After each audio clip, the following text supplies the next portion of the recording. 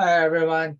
In this video, we are going to have 5 objectives. So we're going to have different topics, 5 of those. We have 3 formulas to cover in this video, and also we are going to solve an unknown in the formula, and in the end, we are going to solve some application problems also involving formula. Okay, let's do this one by one. The first one is the perimeter of a rectangle. So we are looking at formulas. First of all, perimeter itself means the total length of a shape, whatever that shape is. Now we are talking about a rectangle. And you know, rectangle is a 4-sided figure, 4 sides, with opposite sides are equal in length. So that means this side and this side have equal length, and this side and this side have equal length. That's why they label these sides with the same letters. They call it variable because they have the same length. So according to the basic definition of perimeter, which is the total length around a shape. So basically, it goes like this. If I use a P to represent the perimeter, I just add these 4 sides together. Length plus width plus length plus width. Apparently, you have 2 lengths and 2 widths. So that's why they have this formula. That's why they have this formula. My point is that we need to make sense out of any formula. So perimeter, just total length around the shape. This naturally is the formula. This is true. Okay. Our first example, a school practice field is to be enclosed with a chain link fence. The field is 400 feet long by 280 feet wide. How much fence is needed? Apparently, we have rectangular shape here. And the length is 400 feet. And the width is 280 feet. And we are asked to find out how much fence is needed. Apparently, if you enclose this area with fence, you have to do it for all of the 4 sides, right? That's total length. So 2 lengths and 2 widths. So let's find out the perimeter. Length is 400. We just multiply by 2. Plus, we have width also multiply by 2. 2 length, 2 width. That's total length. So this 2 times 400 is 800. 2 times 280 is 560. Put them together is 1360 feet. So that's how much fence you need to surround this field. Yeah, that's our first example. Make sure you have the correct unit. And move on to the next page. Now, this next topic is the area formula for a parallelogram. And first of all, we always want to look at the definition so that we know what it is, right? What is a parallelogram? It is also a 4-sided figure, just like a rectangle. This 4-sided figure requires the opposite sides are parallel and equal in length. So we have 2 examples here. 4-sided figure, these 2 lines are parallel, these 2 lines are parallel. That's why they say opposite sides are parallel and equal in length. And don't forget, for rectangle, it is also true that opposite sides are parallel and equal in length. What's the difference then? If I draw this a rectangle on the side, the difference is that there's another requirement for rectangle. That is, the adjacent sides have to be perpendicular, have to form a 90-degree angle. And a parallelogram doesn't require that. Okay, now what is the formula to calculate the area of a parallelogram? Like how big this area is, how big this area is, right? And in order to calculate the area of a parallelogram, you need to have two measurements. One is called base, one is called height. So basically, this is the base length times height. So we want to understand the meaning of these variables. When we do any formula, it's just not B and H. You have to know the meaning of those. So here's the illustration. You have a parallelogram, and you have the length of one of this of their sides, and you have a height. Height has to be the distance between the two parallel lines. Okay, that's why we have this symbol here. It's like a small square indicating this is the height, this is the perpendicular. Now let's spend a minute, maybe two, to show you why this is a formula, why this formula actually makes sense. Again, learning anything, it has to make sense. Otherwise, you just try to memorize that, and it doesn't take too long before you realize you forgot it. Okay. Now it goes like this. Imagine I cut this off, this triangle, cut it off from this parallelogram. I'm not going to throw it away. I'm going to put this triangle on the other side of parallelogram. Imagine that. Put it back on here. You know, this is the same triangle, right? Now the question is, let me see if I can find a marker here.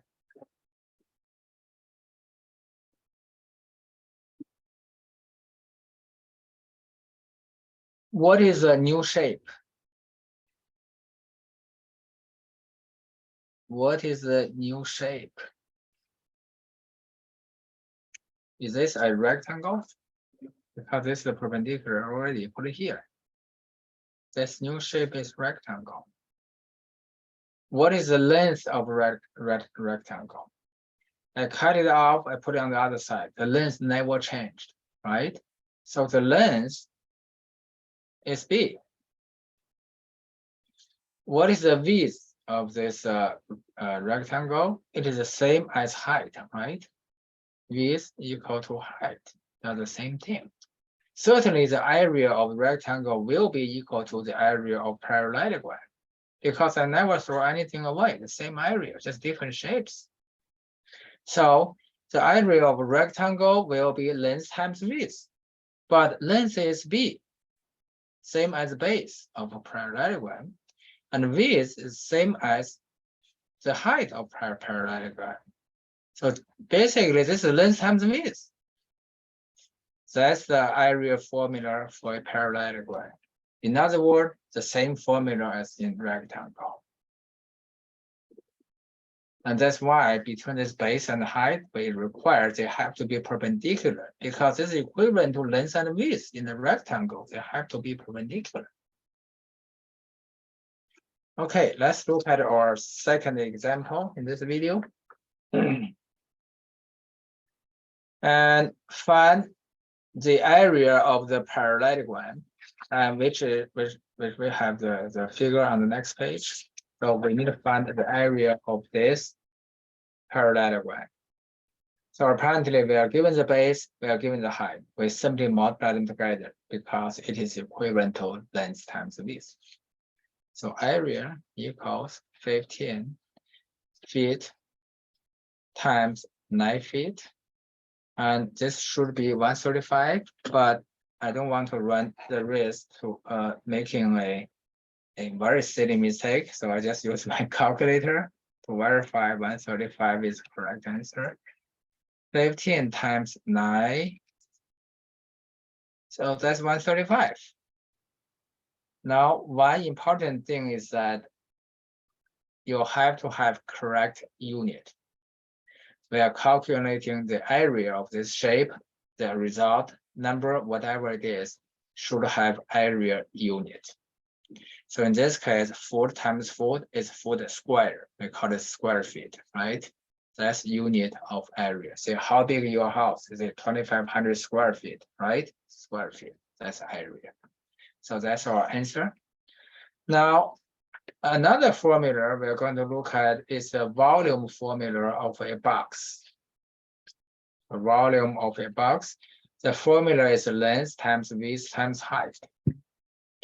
Now, it's easy for people to remember this because it's just multiply the three numbers together, but we want to make sure people understand this formula. We want to make sure this formula makes sense to people. So I'm going to spend some time to develop this formula so that it makes sense to you. And first of all, we are doing the volume formula. So whatever the answer is, if you have a particular problem, and the result should have the volume unit, right?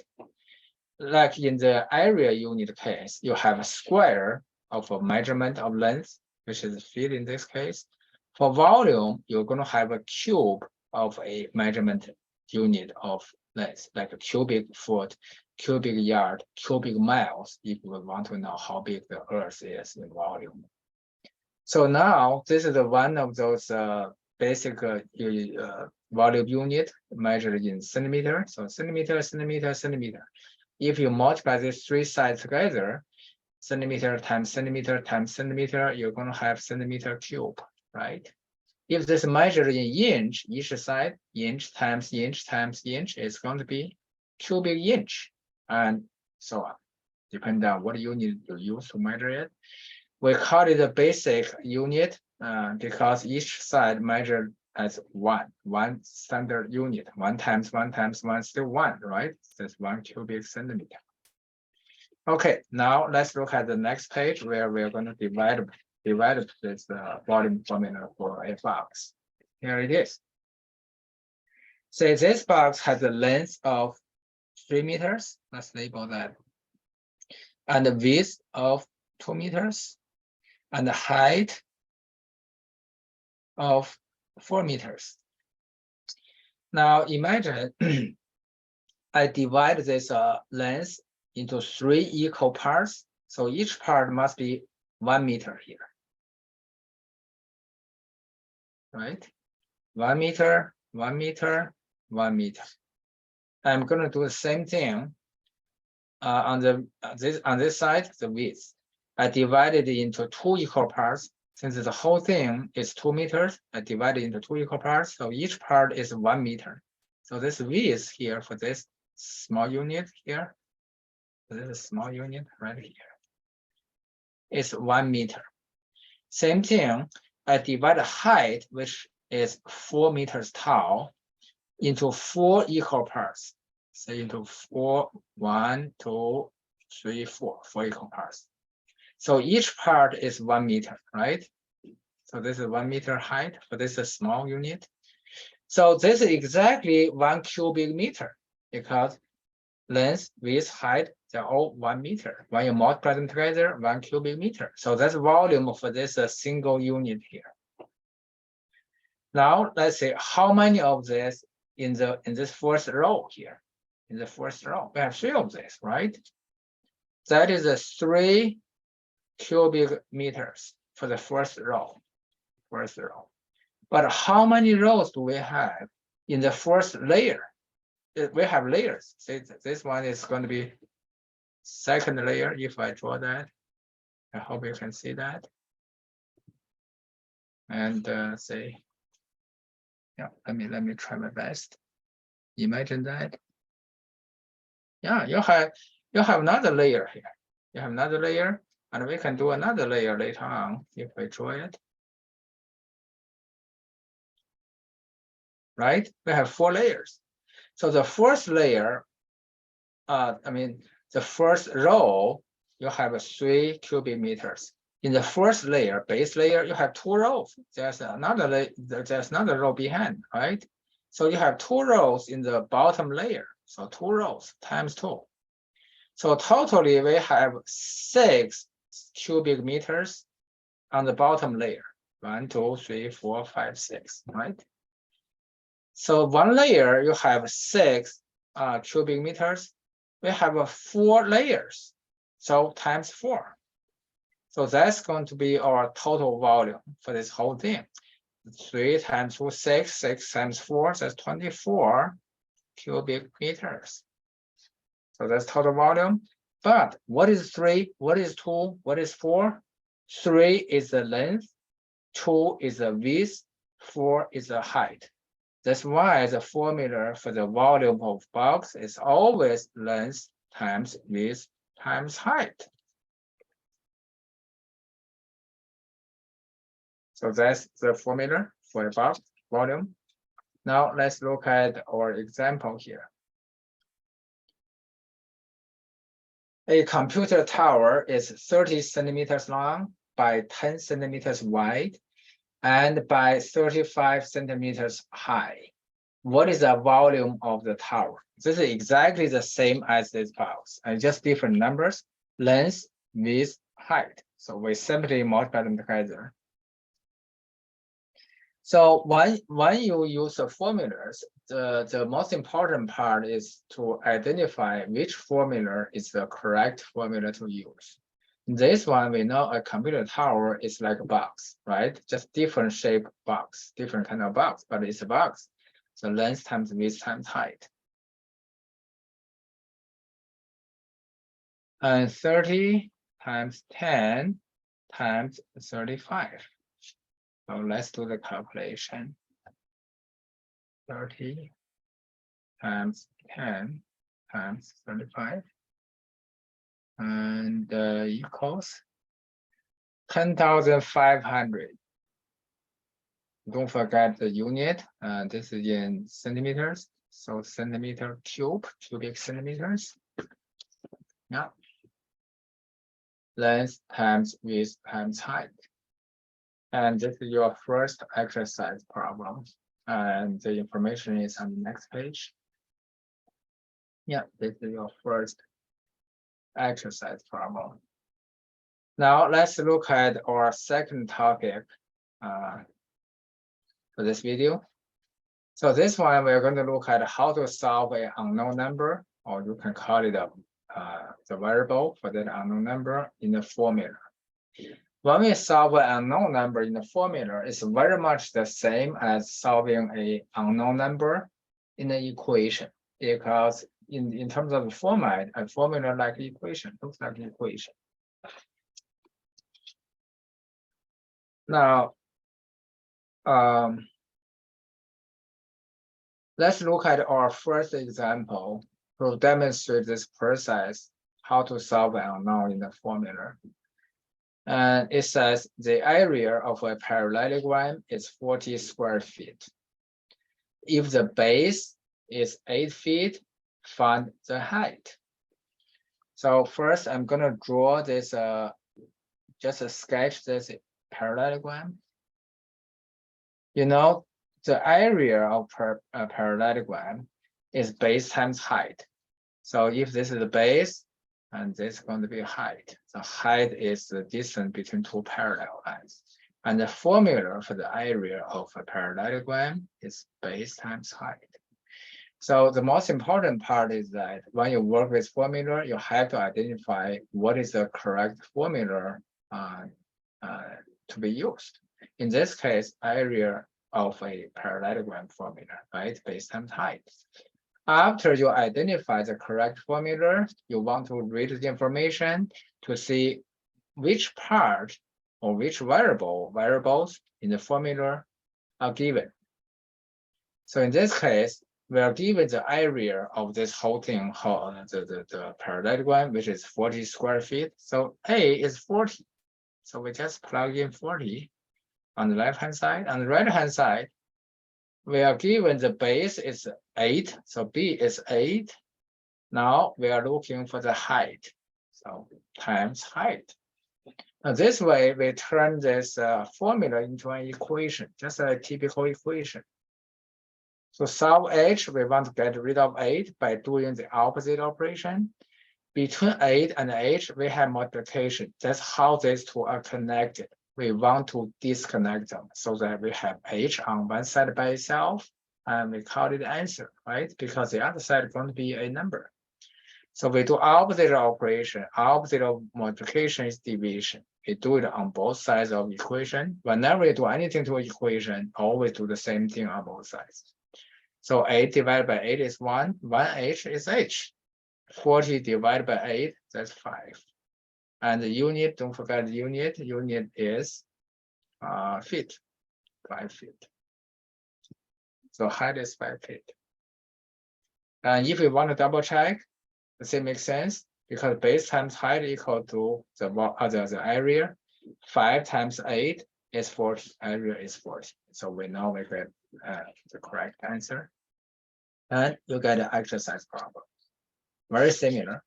Instead of parallelogram area, you have a rectangle area. Otherwise, it's very similar. Now, let's look at another example here. And the volume of a box is 480 cubic centimeters. If the length is 10 centimeters and the width is 8 centimeters, find the height.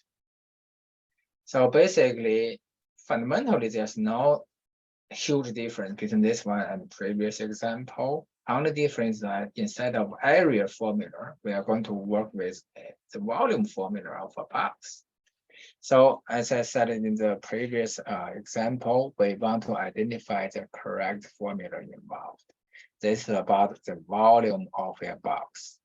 So you don't have to draw this box when you are working on your exercise problem. This is just for the teaching, for illustration. So we are given the length is 10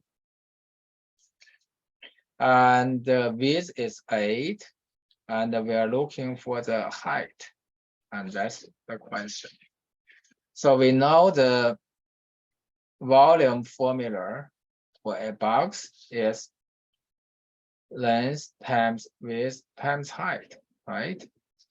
So we are given 3 numbers. The volume is 480, which is V, so put 480 on the left-hand side. Length is 10 times width 8 and times height. So we solve for the height. So we turn this formula into an equation again. And 10 times 8 is 80. So 480 equals 80 times h. So we are going to divide by 80 to get h. Cancelled. And h is a 6. So 6 centimeters. Yeah, centimeters.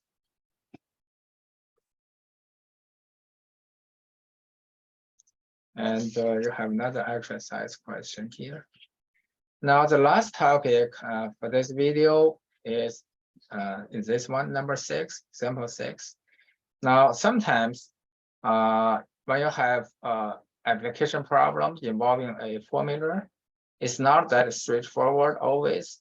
So let's look at this example to see what strategy we can use to solve this application problems. Number 6, shown here is a base plan for a new building. What is the total area occupied by the building? So this is the base of that building. Apparently, it's not a regular shape. When we say regular shape, it's any shape that we can use a formula. For example, rectangle, we have area formula for rectangle. Parallelogram, we have formula for the area of parallelogram. Or trapezoid, we have a formula for a trapezoid area, right? Do we have formula for this shape? We don't. So whenever you have a shape that doesn't have a formula to go with, and we call it irregular shape. Now, how to find out how to calculate the area of irregular shape? There are many different ways to do that, especially when you go to the higher level of mathematics. But for now, we are going to use a strategy called divide and conquer. In other words, you want to split this whole figure in a way so that each component is a regular shape so that you can use a formula. For example, I can split this whole thing into two rectangles by imagining a line in here. So this way, I have a small rectangle on top, another bigger rectangle on the bottom. So we have a formula to calculate the area of a rectangle, right? I calculate the area of rectangle on top. I also calculate the area of this bigger one, and then I add them together. I get the whole thing, total area, right? So let's do that.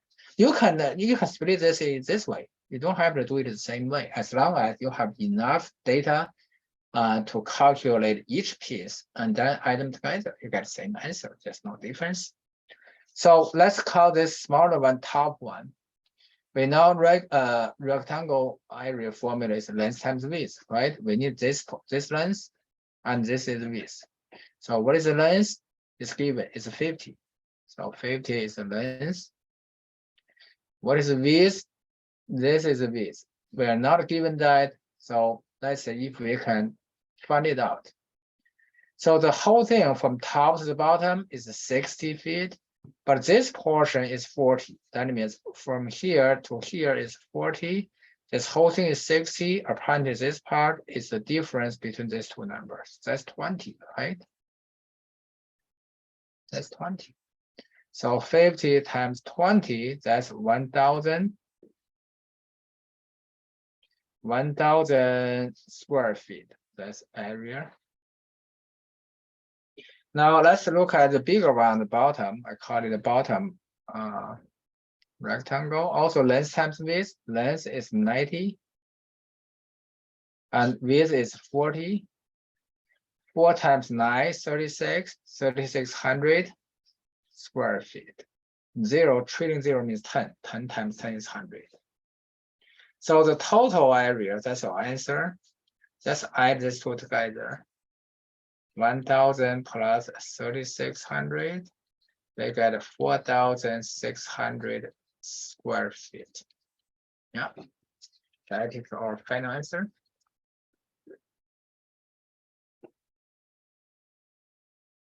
Divide and conquer, right? Now, we can also solve this problem with another approach, a different approach. Now, my point is that very often you can have different ways to solve the same problem. In other words, we should have open mind. It's not always the same way, just follow steps. It's not like that. We want to solve problem. As long as your approach is logical, you're good. Okay. Now, this second approach is not divide and conquer anymore, because I can view this shaded area, which we are solving for, as this. Say, this is I can view this as a big rectangle, right? Then from this big rectangle, I try to remove this part. If I remove this smaller rectangle from this bigger rectangle, what I get? I get what we are asked to solve. The building base area, right? So logic is important before numbers. So I'm going to calculate the bigger rectangle minus smaller one. We get what we wanted. Okay. So let me call it bigger rectangle. Let's call it bigger one. Length times width. Length is 90, width is 60. 90 times 60, and that is 5,400 square feet. 6 times 9, 54. Now smaller one. Length times width again. This is our length. We are not given, but we can find it, right? This is 90, this is 50. 90 minus this 50, that's our length for the smaller one. That is 40. Length is 40. What is the width? Here's the width of the smaller one. Again, we need to do subtraction using 60, subtract 40. 60, subtract 40, they get this. That's 20. So this is 20.